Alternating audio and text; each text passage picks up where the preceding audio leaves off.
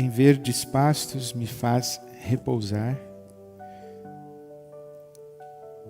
e me conduz às águas tranquilas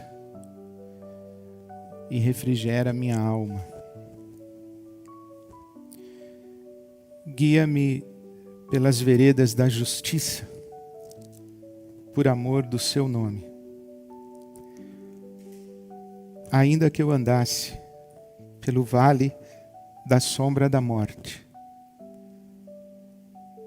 não temeria mal algum, porque tu estás comigo, a tua vara e o teu cajado me consolam. Preparas uma mesa para mim, na presença dos meus inimigos. Unges a minha cabeça com óleo e faz transbordar o meu cálice. Certamente, a bondade e a misericórdia de Deus me seguirão todos os dias da minha vida e habitarei na casa do Senhor enquanto eu viver. O Senhor é meu pastor, nada me faltará. Em verdes pastos me faz repousar. Guia-me mansamente às águas tranquilas e refrigera minha alma. Guia-me pelas veredas da justiça, por amor do seu nome. Ainda que eu andasse pelo vale da sombra da morte, não temeria mal algum, porque o Senhor, o bom pastor, está comigo. A sua vara e o seu cajado me consolam. Preparas uma mesa perante mim, na presença dos meus inimigos, unge a minha cabeça com óleo, faz transbordar o meu cálice. Certamente que a bondade e a misericórdia do Senhor me seguirão todos os dias da minha vida e habitarei na casa do Senhor enquanto eu viver. O Senhor é meu pastor e de nada terei falta. Certamente que a bondade e a misericórdia do Senhor me seguirão todos os dias da minha vida e enquanto eu viver, a sua casa será o meu lar. Mais do que nos lembrar das promessas de Deus e dos cuidados de Deus como o bom pastor, este Salmo 23 fala da nossa experiência de Deus. Esse Salmo 23 não é apenas uma declaração daquilo que Deus faz por nós e do cuidado de Deus para conosco, mas é um testemunho de uma experiência de Deus e uma experiência com Deus. Este é um salmo de Davi, é um salmo do rei Davi. Ele é talvez uma das porções mais conhecidas da Bíblia Sagrada. Uma poesia hebraica. O texto hebraico tem apenas 51 palavras. E com 51 palavras nessa poesia, Davi nos conta a respeito do seu itinerário espiritual. Davi nos conta a respeito do seu caminho de encontro com Deus, de ser encontrado por Deus. Ele nos conta a respeito da sua experiência de Deus. Deus não pode ser definido, mas Deus pode ser percebido. Deus não pode ser definido, mas Deus pode ser experienciado, vivenciado. Por isso é que nessa poesia hebraica, neste Salmo 23, o rei Davi está nos contando a sua experiência de Deus. Se você imaginasse o rei Davi e perguntasse a ele, Fale de Deus para mim. Quem é Deus para você? Como você experimenta Deus? Como você percebe Deus? Qual é a sua vivência com Deus? Qual é o papel de Deus na sua vida? Como você se relaciona com Deus? Davi olharia para você e diria: o Senhor é meu pastor e nada me faltará. Deitar-me faz em verdes pastos, guia-me mansamente às águas tranquilas, refrigera minha alma, guia-me pelas veredas da justiça por amor do seu nome. Ainda que eu andasse pelo vale da sombra da morte, não temeria mal algum, porque Ele está comigo, seu cajado, a sua vara me consolam. Ele prepara uma mesa para mim na presença dos meus inimigos, unge a minha cabeça com óleo, faz transbordar o meu cálice. A sua bondade e a sua misericórdia me perseguem todos os dias da minha vida, e a casa do Senhor é o meu lar. Assim ele responderia à experiência que ele tem com Deus. Claro, você pode ler o Salmo 23 de uma maneira, digamos assim, moderna, com a nossa mentalidade ocidental e com a nossa racionalidade cartesiana de dividir a realidade, os textos e as coisas que são faladas em princípios doutrinários e especialmente dividir as palavras em conceitos e numerá-los. Por exemplo, se eu fosse aplicar a este salmo as técnicas de exposição bíblica e as técnicas de preparação de um sermão e fizesse uma leitura homilética desse texto, eu poderia dizer: as coisas que o bom pastor dá para você, ou promete para você, o bom pastor, ele não deixa faltar nada para você, o bom pastor, ele oferece refrigério para a sua alma, o bom pastor, ele oferece direção para a sua vida, o bom pastor, ele oferece a provisão do seu sustento para que nada lhe falte. O bom pastor, ele está com você no vale da sombra da morte. O bom pastor honra você diante dos seus inimigos. Eu faria uma lista das bênçãos e das promessas de Deus para você, porque geralmente é assim mesmo que a gente lê a Bíblia. A gente lê a Bíblia separando conceitos, dando ordem de prioridade, numerando, bênção 1, bênção 2, bênção 3, bênção 4. E aí eu terminaria hoje dizendo para você quais são as 7 bênçãos que o bom pastor tem para a sua vida. Mas não podemos esquecer que estamos diante de uma poesia. Nós não podemos esquecer que essa é a fala de um homem que tem uma história, que tem um caminho de vida.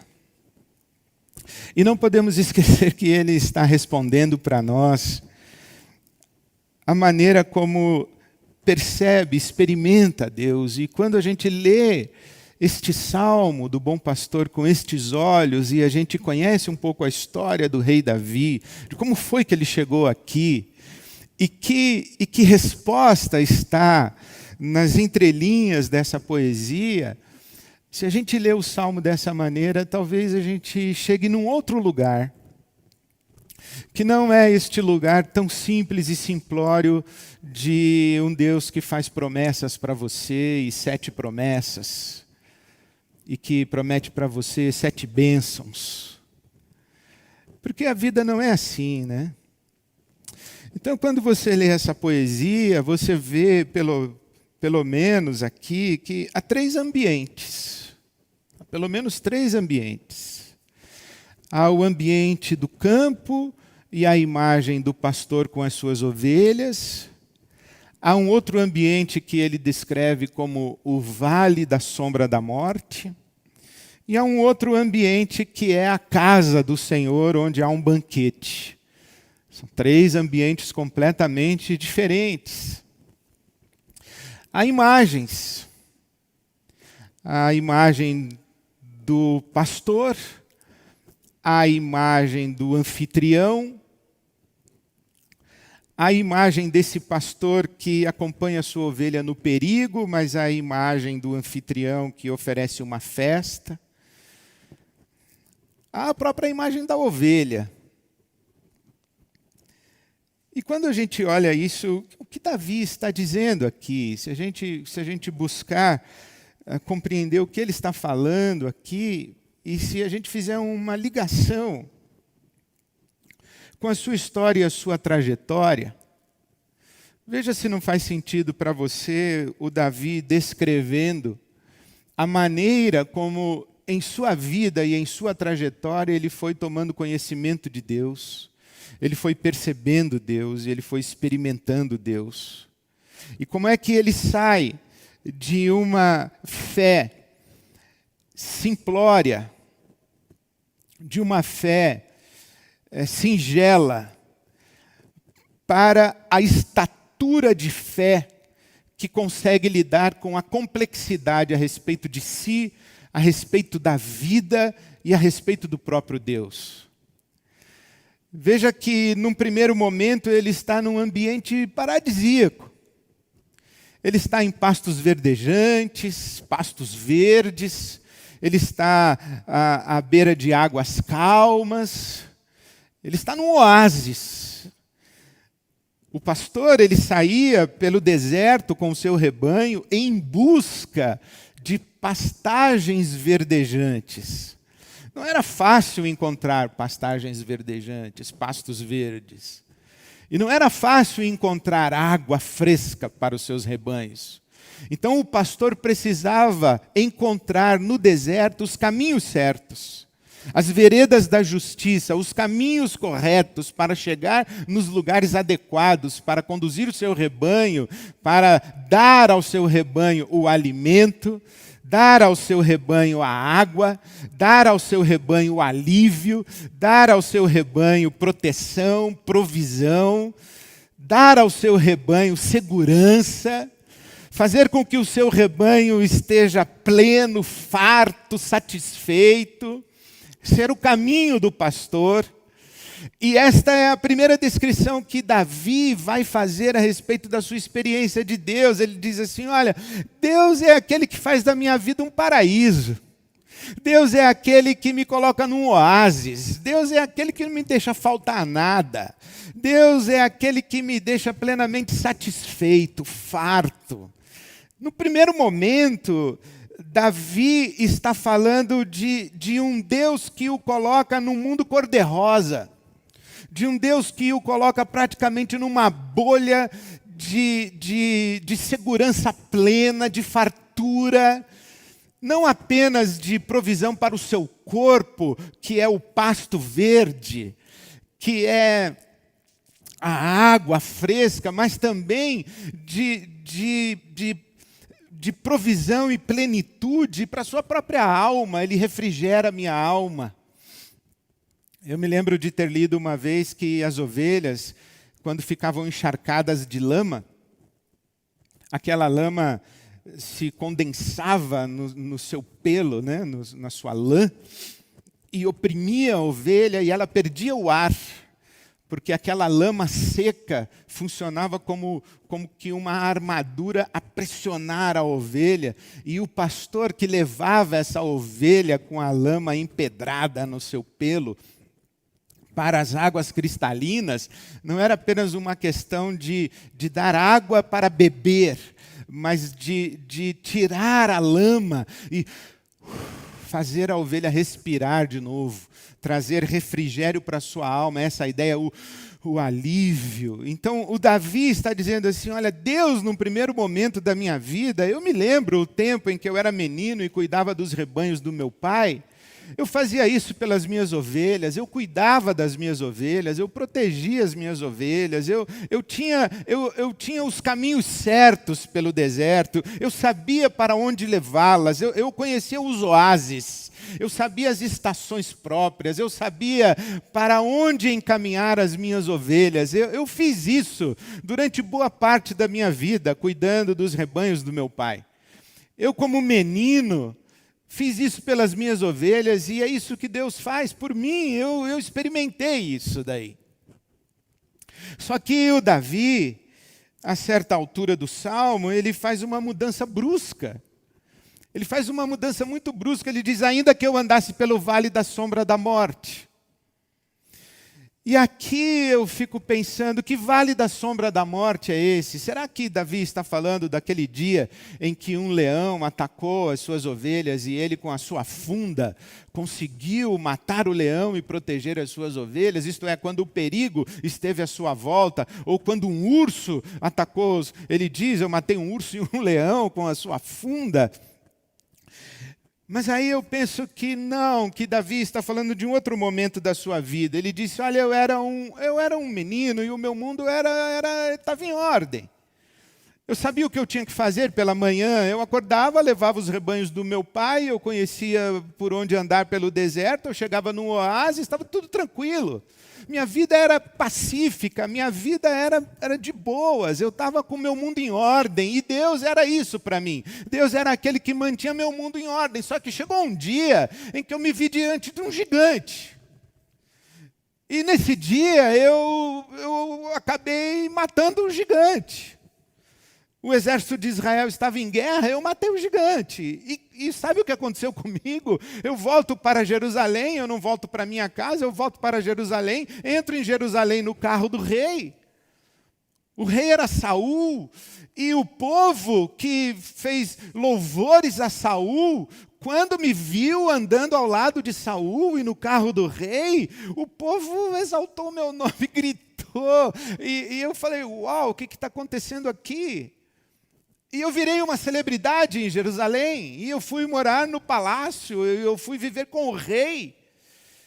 E eu tocava minha harpa, agora não mais lá nos pastos verdejantes e nos riachos e nos oásis. Eu tocava minha harpa agora para um rei que não conseguia dormir, um rei insano. E sabe o que aconteceu? O rei começou a ficar com inveja de mim. E eu me lembrei que um dia um profeta de Deus foi na minha casa e me ungiu rei. Eu era um menino. Mas eu lembrei desse dia. E quando eu vi que o rei Saul olhava para mim com ciúmes, com inveja, eu comecei a temer pela minha vida. E teve um dia, inclusive, que ele jogou lança para cima de mim. Ele tentou me matar. E eu era muito amigo do filho dele, Jonatas. E Jonatas falou para mim, meu pai quer ver você morto. Fuja. E eu fugi. E eu fui viver nas cavernas, eu fui viver no fim do mundo. Eu fui viver na escuridão. Eu tinha um juízo de morte sobre a minha cabeça. E de repente, aquele meu mundo tão maravilhoso, aquele paraíso tão extraordinário, aqueles pastos verdejantes, aquelas águas frescas, e aquela sensação de fartura, de segurança, de alívio, de descanso que eu tinha em Deus, aquilo tudo sumiu, evaporou. E eu me vi na mais profunda escuridão. E eu me vi tendo que fugir de um rei que jurou a minha morte. E que passou a me perseguir.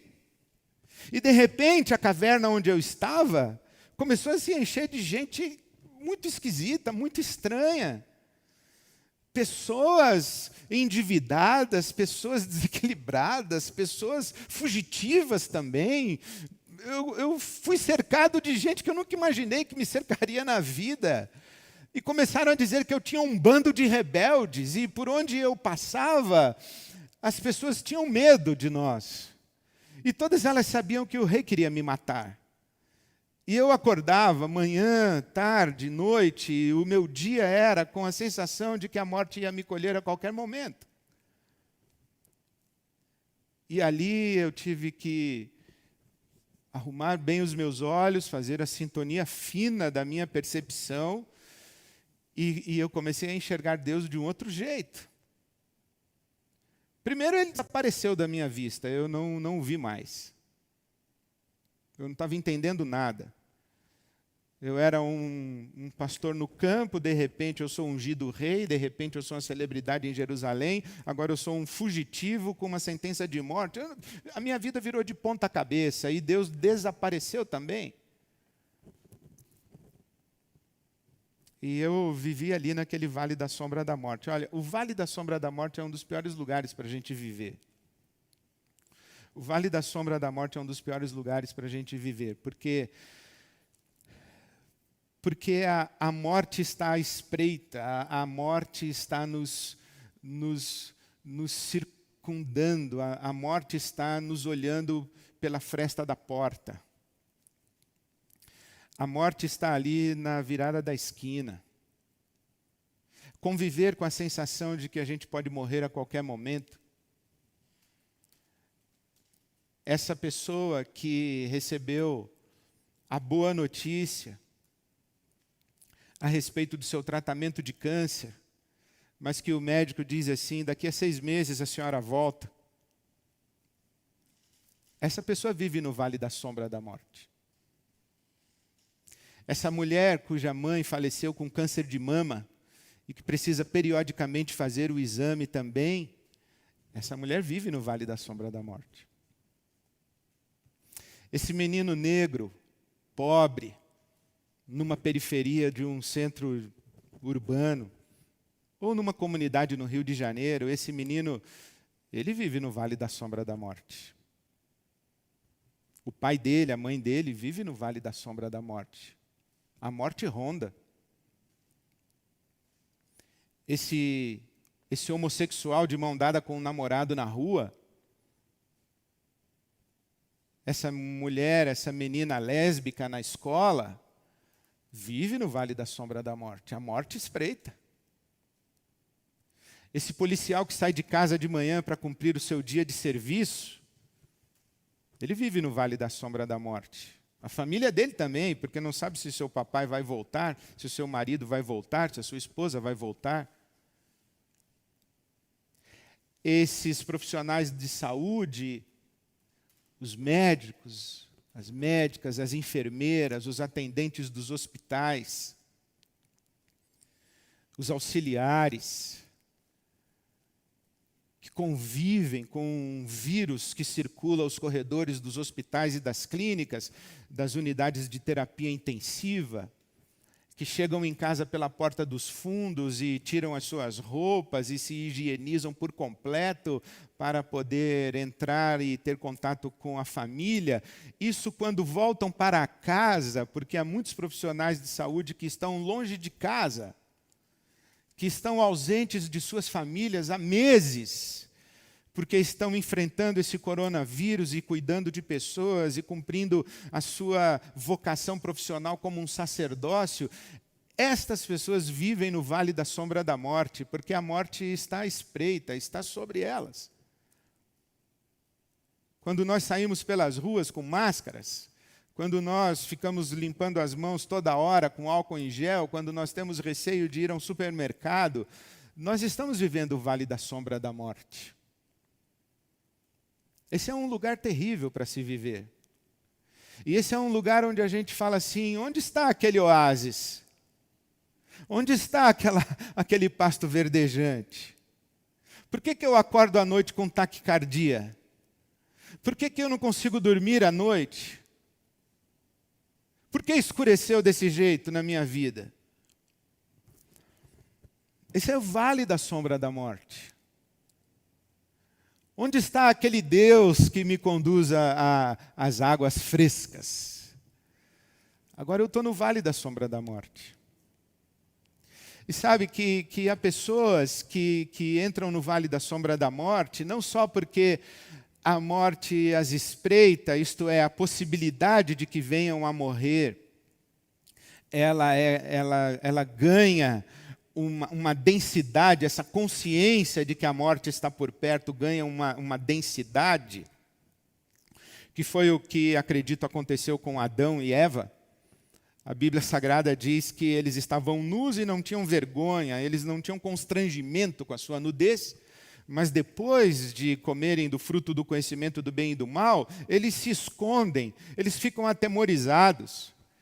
Deus havia dito, não comam do fruto do conhecimento do bem e do mal, porque no dia que você comer, você vai morrer. E Adão e Eva comeram do fruto e não morreram. E eles passaram a viver com essa pergunta incômoda: quando será que a morte, como consequência do nosso ato, vai nos colher? E essa é uma grande angústia humana, a nossa sensação e a nossa certeza, na verdade, de que um dia a morte vai nos pegar. Isso é muito angustiante.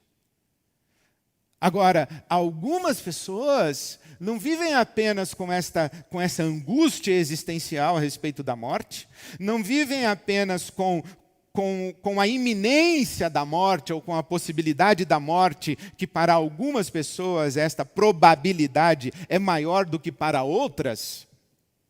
Mas algumas pessoas vivem no vale da sombra da morte porque a morte levou alguém ao seu lado. Levou uma pessoa amada, uma pessoa querida.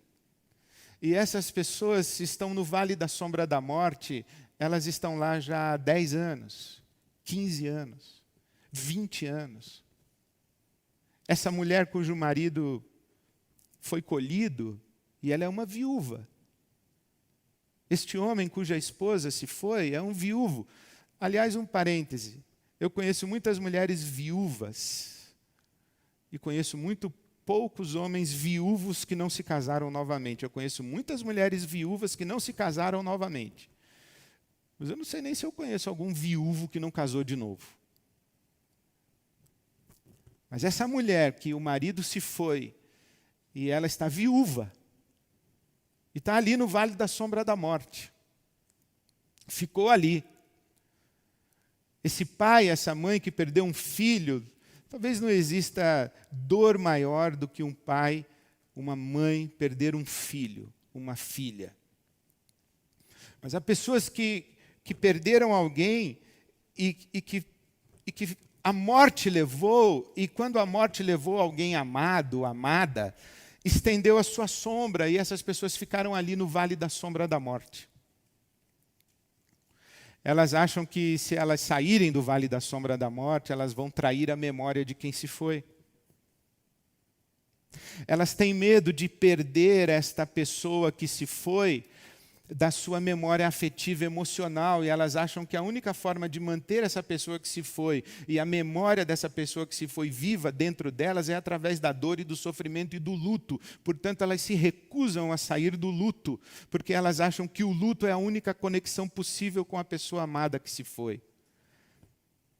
Há pessoas que estão no vale da sombra da morte porque elas acham que de alguma forma mereceram o que lhes aconteceu.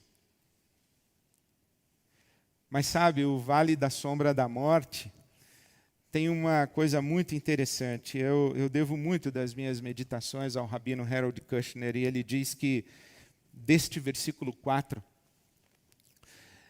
ainda que eu andasse pelo vale da sombra da morte, não temeria mal algum, que talvez a expressão mais importante desse versículo é andar,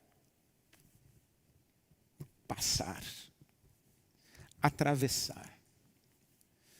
Ainda que eu atravessasse o vale da sombra da morte, ainda que eu fosse pelo meio dele, mas eu não fico lá. Eu vou embora. A sombra, ela está por um tempo, mas o sol vem de novo, brilha de novo. Eu volto para a luz, eu saio da sombra.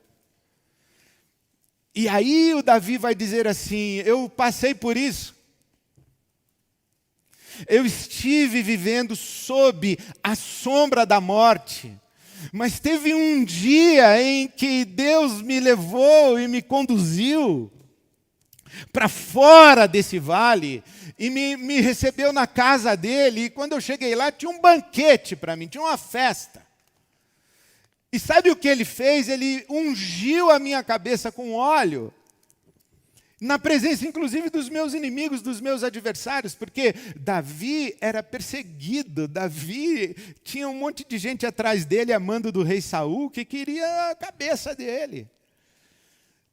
E eu fico imaginando o dia em que Davi está num banquete, numa festa, e agora ele é o rei.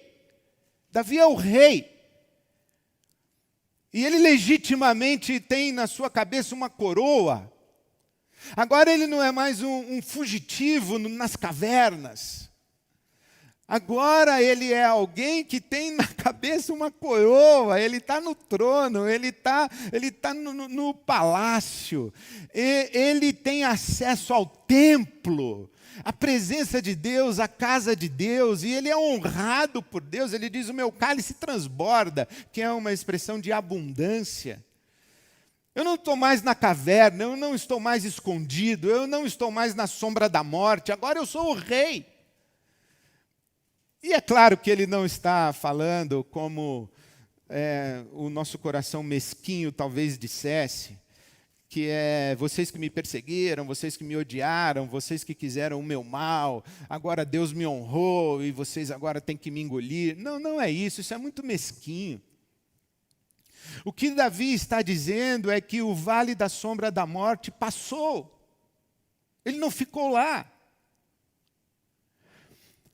E agora ele está no ambiente do banquete, da festa. E agora ele é o rei. Ele não é mais aquele menino que levava os rebanhos do seu pai para os campos. Ele não é mais aquele menino que achava que a vida seria sempre um paraíso, que o mundo seria cor-de-rosa. Ele não é mais um fugitivo. Ele não é um homem assombrado pela iminência da sua morte. Agora ele é um homem feito, ele é o rei. Ele atravessou, ele cresceu, ele amadureceu. Ele se tornou homem feito. E foi ungido, unge a minha cabeça com óleo. Essa expressão é muito importante, sabe por quê? Porque Messias quer dizer isso, ungido. Cristo é a palavra grega para a palavra hebraica Messias. Quer dizer o quê? Ungido. O ungido de Deus. O abençoado por Deus. Davi diz assim: eu sou o ungido de Deus. Deus derramou óleo sobre a minha cabeça. Isso significa Deus me comissionou. Deus me deu um encargo. Deus me deu uma função. Deus me deu uma missão. Deus me deu uma vocação. Eu não estou mais ali desfrutando daquele ambiente paradisíaco. Não estou aqui lutando pela minha sobrevivência. Agora eu sou o rei, eu tenho um serviço a Deus, eu tenho uma tarefa de honrar a Deus nesse sagrado encargo que Ele me deu. Ele me ungiu e me colocou aqui nesse lugar de rei. E agora a minha visão de Deus, a minha percepção de Deus, a minha experiência de Deus, ela chega nesse lugar em que eu não estou mais preocupado se eu estou no castelo, eu não estou mais preocupado se eu estou no deserto, eu não estou mais preocupado com os meus inimigos correndo atrás de mim, eu não estou mais preocupado se estou no campo de batalha, porque eu sei que onde eu estiver, qualquer que seja a circunstância da minha vida, eu não preciso ter medo, porque a bondade e a misericórdia do Senhor correm atrás de mim, como o Eugene Peterson traduz o versículo 6, a bondade e a misericórdia de Deus correm atrás de mim. A expressão deste salmo não é que a bondade e a misericórdia me seguirão. O correto é: me perseguirão. Insistentemente, como se a bondade e a misericórdia de Deus fossem mísseis teleguiados de Deus. Por onde eu for, a bondade e a misericórdia de Deus estão indo atrás de mim. E eu sei que há momentos da minha vida em que eu sinto que eu estou num oásis, que eu estou num paraíso. Há outros momentos em que eu sinto que eu estou no vale da sombra da morte. Há outros momentos em que eu estou no palácio, eu estou no encargo de um serviço a Deus. Mas o que eu sei é que onde eu estou, Deus está comigo, eu não vivo mais com medo. Eu não estou iludido achando que a minha vida vai ser sempre um oásis, um paraíso. Também eu não estou abatido acreditando que a sombra da morte dura para sempre, mas eu estou responsável porque a minha cabeça foi ungida com óleo e eu tenho algo que fazer para Deus. Eu vejo nesse salmo a trajetória desse homem. E eu vejo nesse salmo um paralelo muito profundo com o salmo de número 30, que também é um salmo de Davi. Se você virar uma página da sua Bíblia, você vai chegar no salmo de número 30. E tem uma expressão do salmo 30 que eu acho muito interessante. Ele diz assim que: dizia eu no meu coração, versículo 6, jamais serei abalado. Quando me senti seguro, disse, jamais serei abalado. Esse é o menino Davi, lá no oásis. Pasto verde, água tranquila, alma saciada, barriga cheia, ovelhas em segurança. Eu com a minha funda, se aparecer um leão, eu já matei um, mato outro.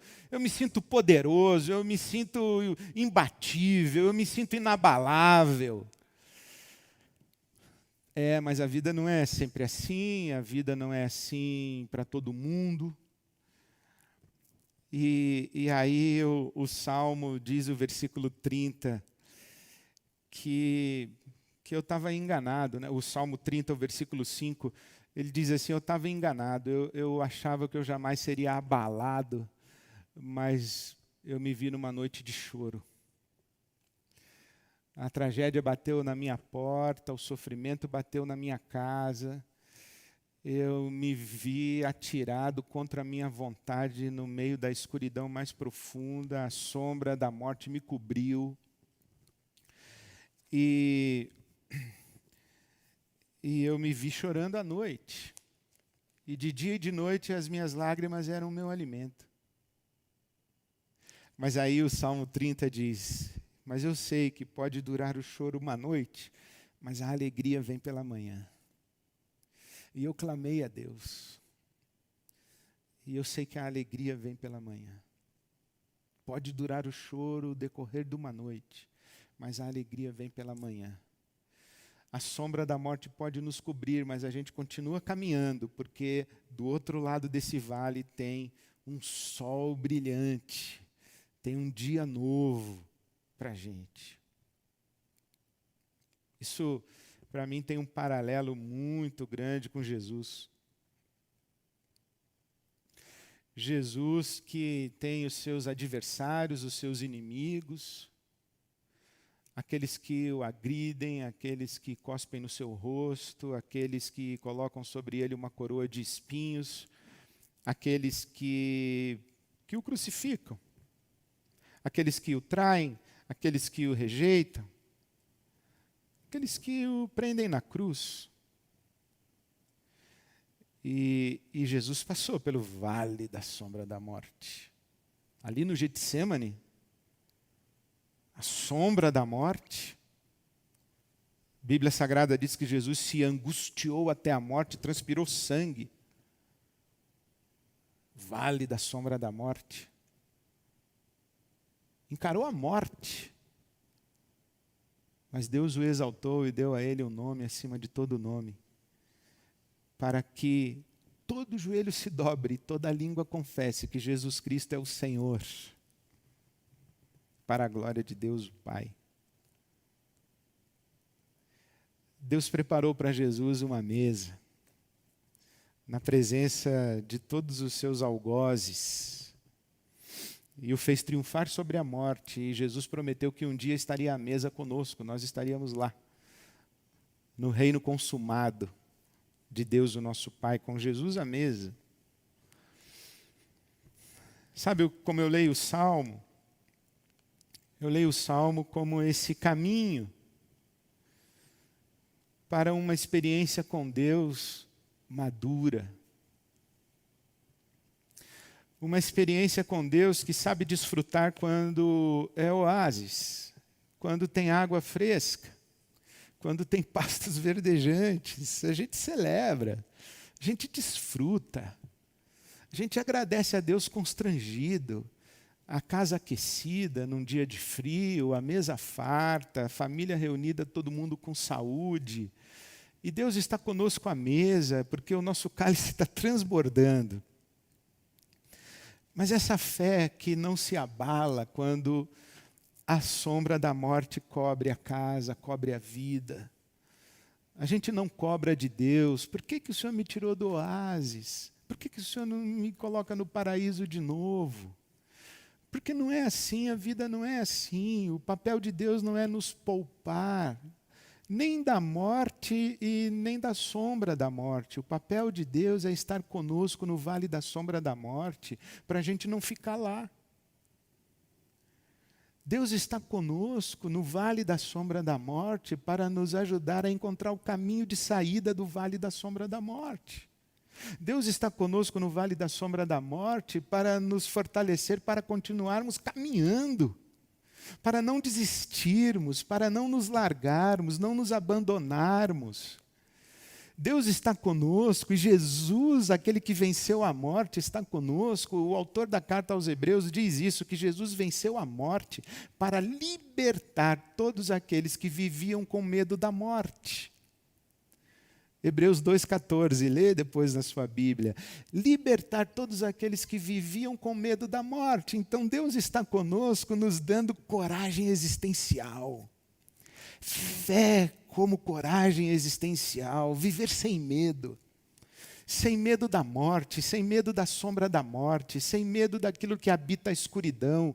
Por quê? Porque Deus está conosco, o nosso bom pastor está conosco. Então o papel de Deus é atravessar com a gente o vale da sombra da morte, para a gente não ficar lá, para a gente chegar do outro lado e experimentar essa unção, esse óleo derramado sobre a nossa cabeça, e a gente tem o que fazer no mundo.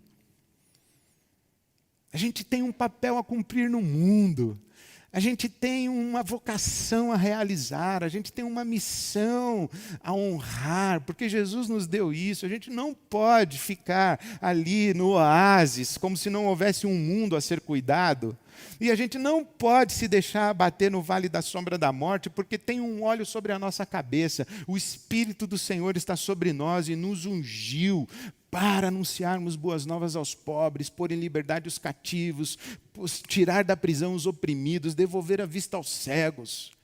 O Espírito do Senhor está sobre nós temos que sair para servir a Deus. E servir a Deus não com despeito e desprezo aos nossos inimigos, mas vivendo na presença de todos eles com bondade e misericórdia.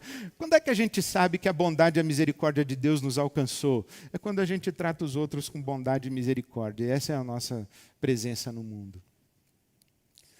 Então eu digo a você, eu não sei que momento é esse da sua vida, muito provavelmente é um vale de sombra da morte. Não tenha medo. Coragem. Coragem. Coragem, que coisa maravilhosa é quando alguém acorda no dia seguinte e volta aos seus afazeres, volta às suas atividades, volta a cumprir as suas obrigações, volta a viver com dignidade. Isso é fé. Está tudo sombrio. Não interessa. O Senhor é conosco, Ele nos ungiu. Então, se você perguntasse para Davi, Davi, fale de Deus. Fale assim, Deus para mim é tudo isso. Deus é aquele que é para mim como eu era para as minhas ovelhas. Ele é um bom pastor.